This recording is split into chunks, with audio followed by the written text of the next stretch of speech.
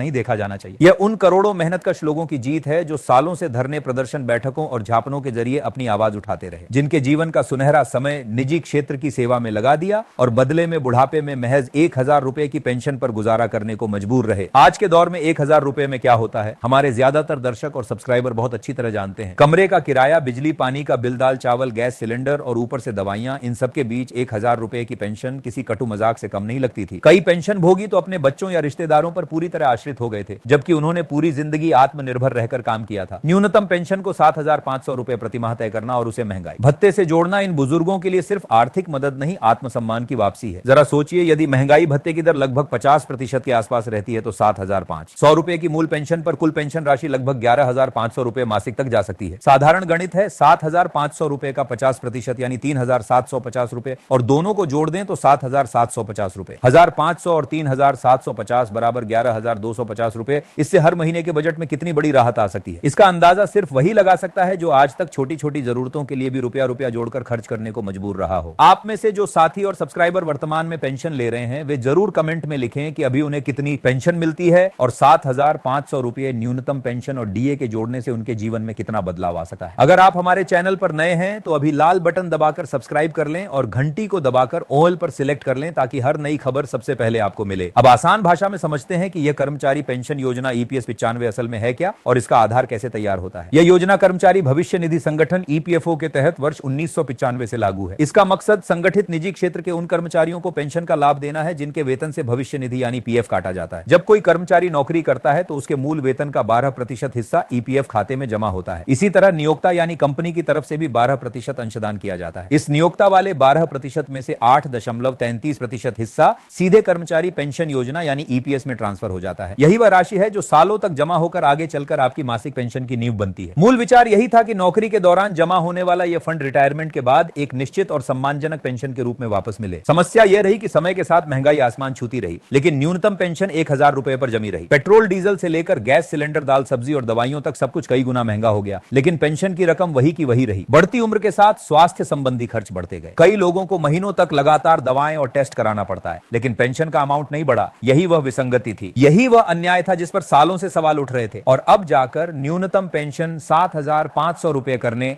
और उसे डीए से जोड़ने का ऐतिहासिक निर्णय लिया गया है। इसका मतलब यह है कि पेंशन की यह बढ़ोतरी केवल एक बार की घटना नहीं रहेगी, बल्कि भविष्य में महंगाई के अनुरूप इसमें लगातार समायोजन संभव होगा। अब बात करते हैं कि यह लाभ किन लोगों तक पहुंचेगा और इसके लिए क्या मूल शर्तें रखी गई हैं। ईपीएस 95 के अंतर्गत न्यूनतम 7500 रुपए की मासिक पेंशन पाने के लिए सबसे पहले जरूरी है कि आप कर्मचारी भविष्य निधि संगठन के सदस्य रहे हों और आपके नाम से ईपीएफ खाते में नियमित रूप से अंशदान जमा होता रहा हो। दूसरी अहम शर्त यह है कि आपकी सर्विस कम से कम 10 साल की होनी चाहिए। 10 साल से कम सेवा अवधि वाले कर्मचारियों को पूर्ण पेंशन का यह लाभ नहीं मिलता। तीसरी शर्त सेवानिवृत्ति की आयु से जुड़ी है। सामान्य परिस्थितियों में पेंशन शुरू होने की न्यूनतम आयु 58 वर्ष निर्धारित है। कुछ विशेष मामलों जैसे स्थायी विकलांगता या स्वैच्छिक सेवानिवृत्ति आदि में अलग अलग नियम और प्रक्रियाएं लागू हो सकती हैं, लेकिन सामान्य नियम 58 वर्ष की आयु ही है। चौथी और बहुत महत्वपूर्ण शर्त यह है कि आपका यूनिवर्सल अकाउंट नंबर यानी यूएन और ईपीएफ खाता पूरी तरह सक्रिय और अपडेटेड हो। आपका आधार कार्ड, बैंक खाता और अन्य केवाईसी विवरण इस खाते से ठीक प्रकार से लिंक होना चाहिए। बहुत से पेंशन भोगी या भावी पेंशन भोगी इन तकनीकी बातों को नजरअंदाज कर देते हैं, लेकिन आगे चलकर पेंशन रुकने, देर से आने या कम राशि आने की सबसे बड़ी वजह अक्सर यही अधूरी केवाईसी और गलत जानकारी होती है। जो साथी इस समय यह वीडियो देख रहे हैं वे अपने आसपास के बुजुर्ग पेंशनरों और अपने परिवार के उन सदस्यों की मदद जरूर करें जो मोबाइल या कंप्यूटर चलाने में सहज नहीं है। हमारे कई पुराने सब्सक्राइबर पहले से जानते हैं कि समय पर केवाईसी अपडेट ना करने का नुकसान कितना भारी पड़ सकता है। अब दस्तावेजों की बात करते हैं। जब भी आप पेंशन से संबंधित कोई दावा दायर करना चाहें, कोई सुधार करवाना चाहें या कोई शिकायत दर्ज करानी हो तो आपके पास कुछ बुनियादी कागज जरूर होने चाहिए। इनमें सबसे पहले आपका यूएन नंबर, ईपीएफ की पासबुक या हालिया स्टेटमेंट, आपका आधार कार्ड, पैन कार्ड व बैंक पासबुक जिसमें पेंशन आती है, और यदि जरूरत पड़े तो आपकी सेवा अवधि से जुड़े प्रमाण पत्र जैसे नियुक्ति पत्र, सर्विस बुक की प्रविष्टियां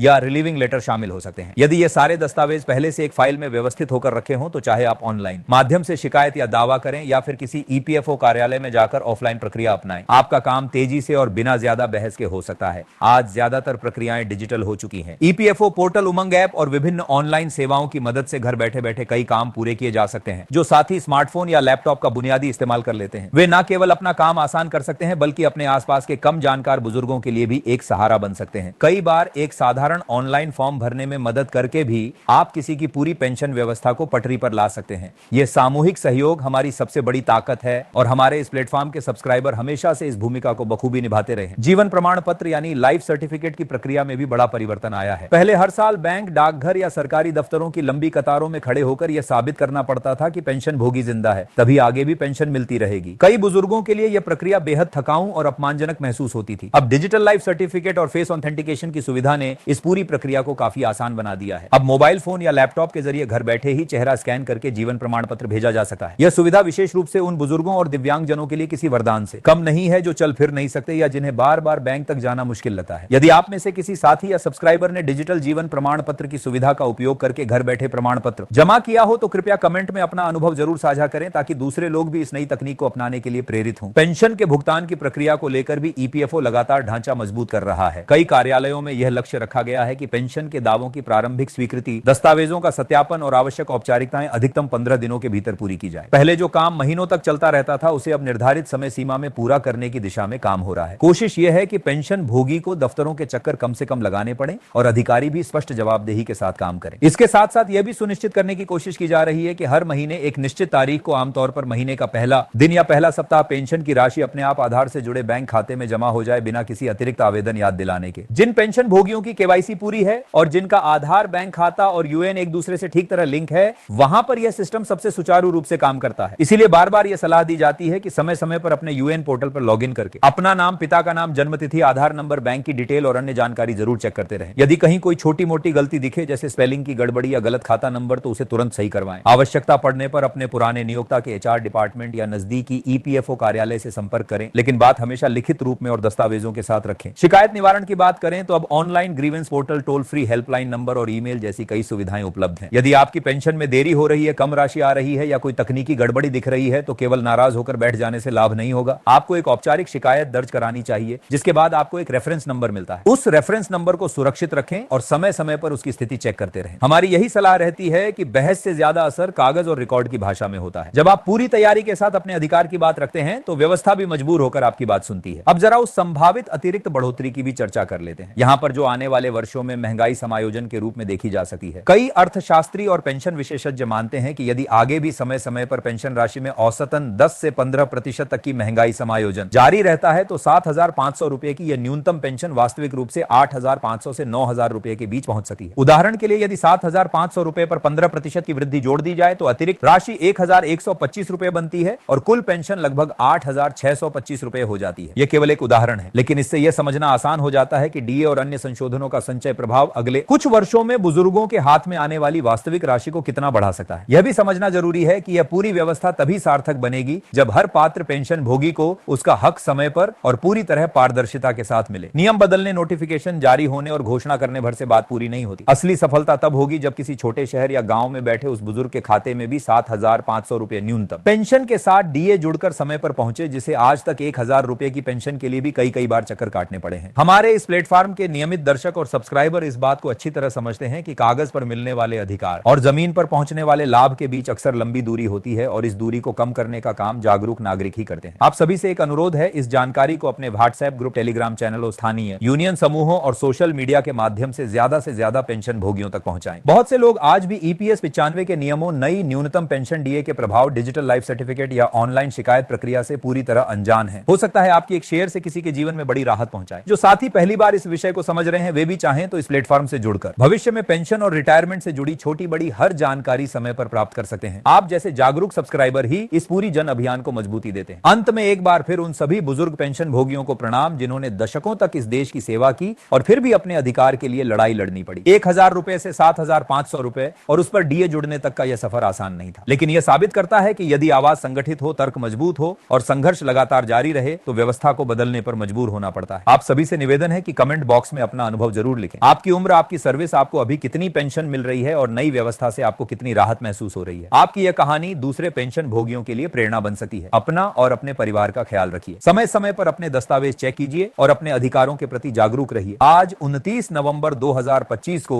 हम इस उम्मीद के साथ बात समाप्त कर रहे हैं कि आने वाले महीनों में यह नई पेंशन व्यवस्था ज्यादा से ज्यादा लोगों तक पहुंचे और किसी भी पात्र पेंशन भोगी को उसके हक से वंचित ना रहना पड़े। आप सभी का दिल से धन्यवाद। आगे की रिपोर्ट में फिर मुलाकात होगी। तब तक के लिए नमस्कार और जय हिंद।